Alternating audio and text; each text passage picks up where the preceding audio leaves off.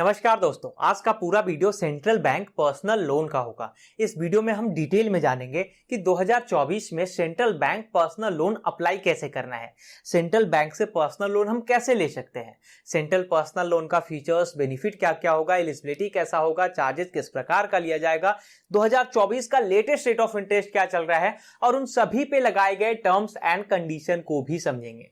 फिर इन सबके अलावा ईएमआई कैलकुलेटर से रेट ऑफ इंटरेस्ट और अलग अलग अमाउंट के जरिए ईएमआई अमाउंट को भी कैलकुलेट करने का प्रयास करेंगे। कहने का मतलब कि सेंट्रल पर्सनल लोन से रिलेटेड सब कुछ जानेंगे इसी एक वीडियो में। जैसे और उपयोगी वीडियो के लिए चैनल को सब्सक्राइब करें। आइए वीडियो शुरू करते हैं। सेंट्रल बैंक ऑफ इंडिया, भाई साहब, एलिजिबल होने के बाद ये बैंक किसी को भी मैक्सिमम 20 लाख तक का लोन प्रोवाइड कर सकती है, ठीक है। लेकिन ऐसे ही किसी को तो लोन मिलेगा नहीं। अब उसके लिए एलिजिबिलिटी क्राइटेरिया सबको फॉलो करना होगा। जहां एलिजिबिलिटी को लेकर बैंक कहती है ना कि जो भी व्यक्ति सेंट्रल बैंक से लोन लेने आएंगे वो सैलरीड पर्सन होने चाहिए। अब ऐसा नहीं है कि सेल्फ एम्प्लॉयड को या प्रोफेशनल को या फिर पेंशनर्स को लोन नहीं मिलेगा, नहीं, उन्हें भी लोन मिलेगा, बल्कि उनका फीचर्स और एलिजिबिलिटी अलग होगा और उनका अलग अलग क्राइटेरिया रखा गया है, उन्हें भी यहां से लोन मिलेगा, ठीक है। लेकिन अभी जिस कैटेगरी की बात करने वाले हैं वो केवल सैलरीड पर्सन के लिए है। अब सैलरीड पर्सन में रेलवे एम्प्लॉय रह सकता है, किसी सरकारी संस्थान का एम्प्लॉय रह सकता है, या किसी गवर्नमेंट स्कूल, हॉस्पिटल, म्युनिसिपल का एम्प्लॉय हो सकता है, और इन सब में कम से कम 1 साल का सर्विस कंप्लीट होना चाहिए। या फिर अगर आप कोई प्राइवेट रेपुटेटेड कंपनी, इंस्टीट्यूट के एम्प्लॉय हो तब कम से कम 3 साल का सर्विस कंप्लीट होना चाहिए। इसके बाद लोन लेने का एज मिनिमम 21 ईयर और मैक्सिमम 60 ईयर या फिर रिटायरमेंट तक। कहने का मतलब कि कम से कम 21 की उम्र से आप पर्सनल लोन सेंट्रल बैंक से ले सकते हो, लेकिन ज्यादा से ज्यादा रिटायरमेंट तक सारे पैसों का रीपेमेंट कर देना है। इन सब के बाद अगर आपका इनकम कम से कम 15 से 20 हजार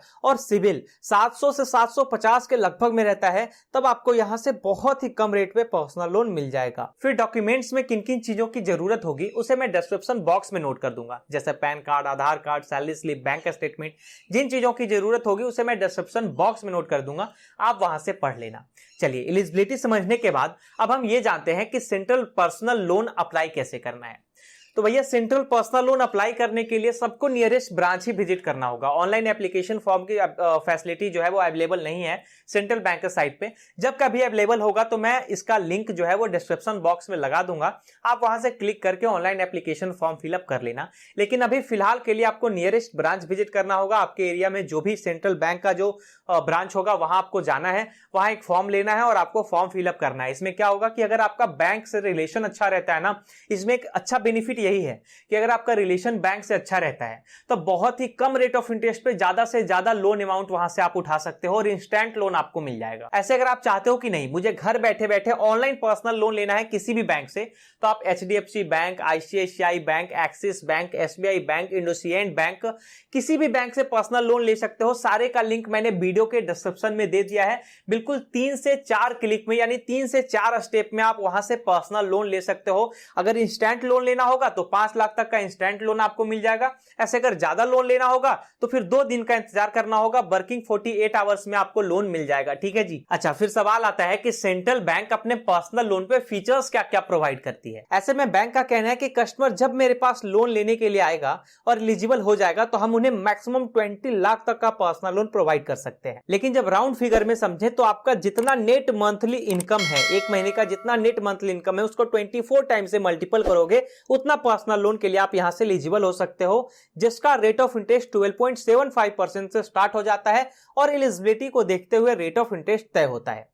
लेकिन रीपेमेंट टेन्यूर मैक्सिमम 84 महीनों का होगा, मतलब कम से कम 12 महीनों में आप सारे पैसों को चुका सकते हो जितना लोन आप यहां से लोगे, और ज्यादा से ज्यादा 84 महीनों का समय बैंक आपको दे सकती है। इसके बाद ऑफिशियल नोटिफिकेशन के अनुसार 31 मार्च 2024 तक प्रोसेसिंग फी माफ है। ऐसे तो डिफेंस पर्सन से प्रोसेसिंग फी लिया ही नहीं जाएगा, लेकिन प्रोसेसिंग फी 31 मार्च तक सभी लोगों का माफ है, ठीक है। इस पर्सनल लोन को सट्टेबाजी छोड़ करके आप किसी भी पर्पस के लिए इस्तेमाल कर सकते हो, जिसका प्रोसेस बहुत ही इजी है, नॉर्मल डॉक्यूमेंटेशन है, साथ में बिना कोई सिक्योरिटी गारंटर के लोन आपको मिल जाएगा। अच्छा, अब अगर चार्जेस की बात करें तो वैसे तो ज्यादा इंफॉर्मेशन इसके साइट पे अवेलेबल नहीं है, लेकिन जो भी है वो मैं आपको बता देना चाहता चाहता हूँ।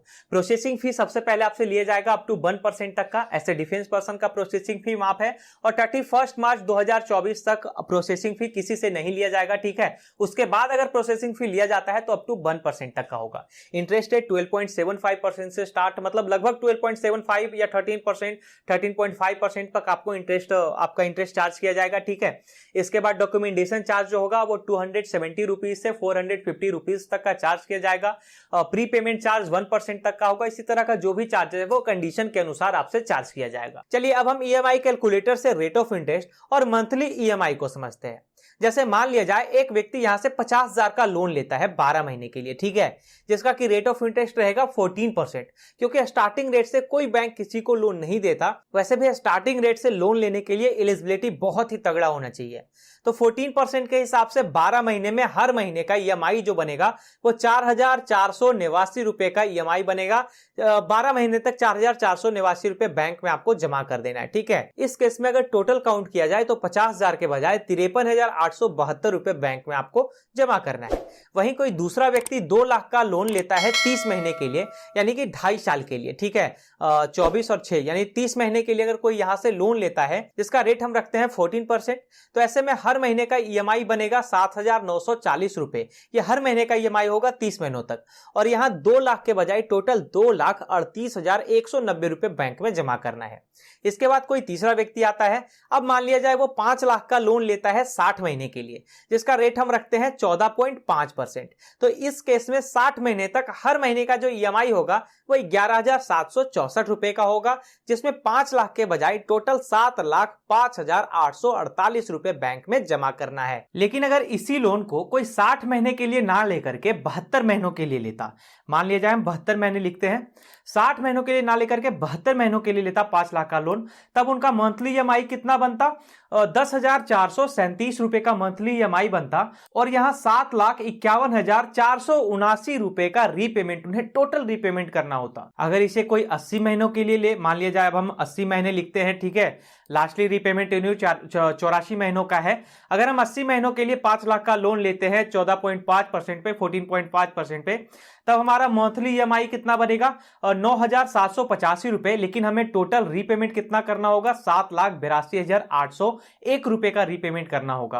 भाई लगभग यहां 2.25 लाख का रीपेमेंट, एक्स्ट्रा रीपेमेंट करना होता है। अच्छा, फिर एक बेलनो सलाह है भाई कि जितना पॉसिबल हो सके उतना कम टेन्यूर चुनो। मतलब अगर आप रीपेमेंट करने में सक्षम हो तो बेकार में पैसे क्यों देना, इंटरेस्ट अमाउंट क्यों बढ़ाना। अब जैसे जितना ज्यादा से ज्यादा आप समय चुनोगे ना, टेन्यूर चुनोगे, उतना इंटरेस्ट अमाउंट ज्यादा देना होगा, और जितना कम से कम टेन्यूर चुनोगे उतना इंटरेस्ट अमाउंट कम देना होगा। इसलिए जितना अगर आप सक्षम हो सकते हो तो आप टेन्यूर कम चुनो। ऐसे तो कोई बात ही नहीं है, जितना बैंक आपको मोहलत देती है आप उतना समय चुन सकते हो, टेन्यूर चुन सकते हो, ठीक है। तो अब आप लोग हमें कमेंट में बताओ कि कितने कितने अमाउंट का एग्जांपल डिटेल में आपको जानना है। या तो वहीं जवाब दे दिया जाएगा, या फिर उस पर एक सेपरेट वीडियो बना दिया जाएगा, या फिर कैलकुलेटर पेज का लिंक मैं वीडियो के डिस्क्रिप्शन में दे दूंगा, आप खुद वहां से चेक कर लेना। तो ये पूरा डिटेल था दोस्तों सेंट्रल बैंक पर्सनल लोन का। हमें उम्मीद है कि आपने सेंट्रल पर्सनल लोन का पूरा डिटेल अच्छे से जाना होगा, अच्छे से समझा भी होगा।